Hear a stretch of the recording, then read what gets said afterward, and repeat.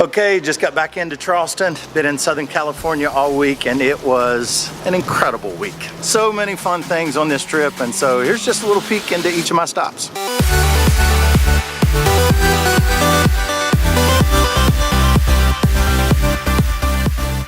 So just wrapped up the Leadership Pipeline training session 1 here at Real Life Church in LA. And it's so fun because what we're doing, we're just looking at structure today. And we looked at the current reality of their structure. They put their structure up on giant Post-its, wrote out the current reality of their structure. And then what that did is it created all kinds of chaos. They saw the chaos. But here's the beauty. You can't get to clarity until you see your chaos. And that's one of the most important principles of the Leadership Pipeline is I make every church, as we go through the process, look at what their current reality is. It looks like a mess, but once we understand the reality, then we can define what should be. And they built this out today, and they're so excited because we created an aligned structure for their entire church.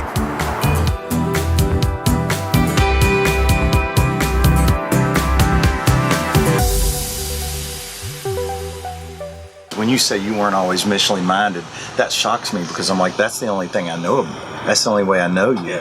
How did you have your missional conversion? My goal in ministry was to be Lloyd Jones or Spurgeon, and I only wanted to preach from the pulpit and preach great things. And then when I went to Lloyd Jones's church, they said, would you be the evangelist? And I remember coming back from that thinking, that's a big title, the evangelist, and I'm not that guy. And so I did 2 things. One, I got on my knees and I prayed for God to make me that guy. And and then number 2, I was like, Lord, don't let anyone find out I'm not that guy until I become that guy. So I just started doing the stuff that they were already doing.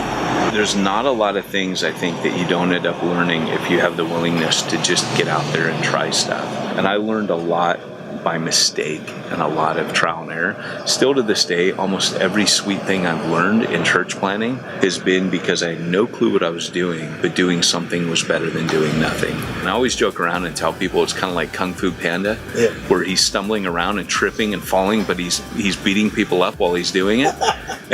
And to me, that's my Kung Fu. My Kung Fu is Kung Fu Panda, you know? I fumble and accidentally stumble my way into everything. In evangelism, that was it.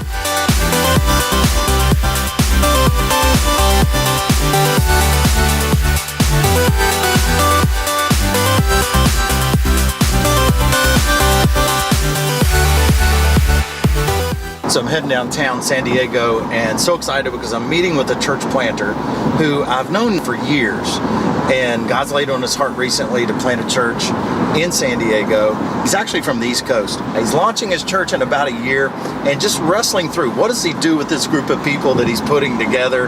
And so we're going to plan out like a 12-month strategy of how to develop his team. And so it's going to be fun. This is the type of stuff I love to do.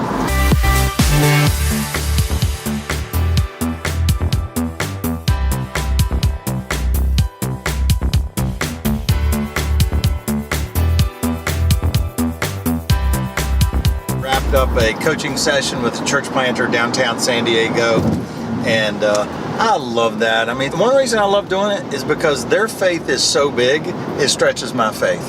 They're a lot younger than me, but you know what? They're taking such big, bold steps of faith. It challenges me to ask myself, am I taking big, bold steps of faith?